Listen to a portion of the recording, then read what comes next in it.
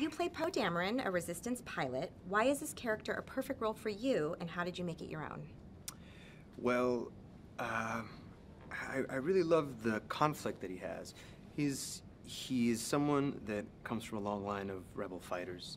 He believes in the Force. He's committed to the Resistance and fighting the First Order. He's also has a bit of a problem with authority. A little bit reckless. He's got a bit of a wisecracking mouth that gets him into some trouble now and then. And for me, it was a very fun character to play, especially the idea of injecting humor.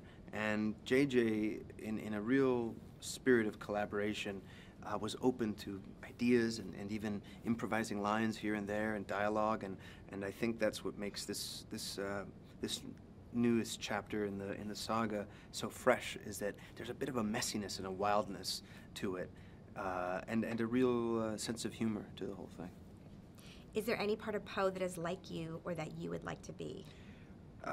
Well, all of it's like me. I think every character that I play, really, for me, the job of the actor is an investigation into the self. And the work that the actor does is kind of the fruits of that investigation. So for me, it's about, well, what would it be like to want to have something to prove like that, to prove your worth and prove your goodness, and also to do that, to fly above everybody else at incredible speeds, to have a mind that can work that fast. And I imagine the feeling of invincibility and the feeling of immortality and how that would affect my personality. And so, you know, that's kind of where I start from. We hear you come from a family of avid Star Wars fans. How did they react when you told them you got a part in Star Wars The Force Awakens?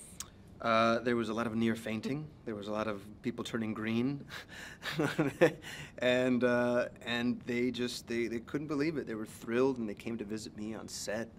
And JJ even ended up putting my uncle, who was the biggest out of all of us, fan, into the film as an extra, which was just was the pinnacle moment in his life. That's awesome. What was your reaction when you saw that the filmmakers actually built an X-Wing for you? What impressed you most about all the practical sets and vehicles?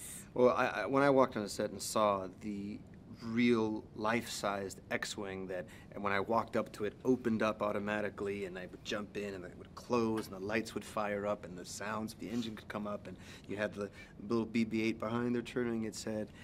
It was like a dream. It was hard to imagine. And having all those things on set was just, it felt authentic. It felt real. We didn't feel like we were pretending. And of course, also having the original cast there, having Harrison and Carrie, and then you'd see Chewbacca and Anthony Daniels. You know, it felt authentic. Yeah, awesome. Your character has a new droid, BB-8. Is he a scene stealer, and how do you think audiences will like him?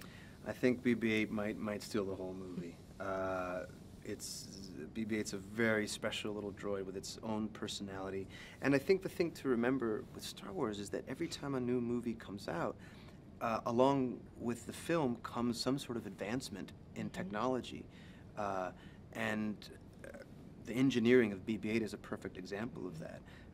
It's like magic, the way that they put that little droid together. And again, that's another practical set. It's a real droid that can roll around and do what it does. So I think that's another one of the really special things about Star Wars. How was it working with J.J. Abrams for the first time? Pretty shitty.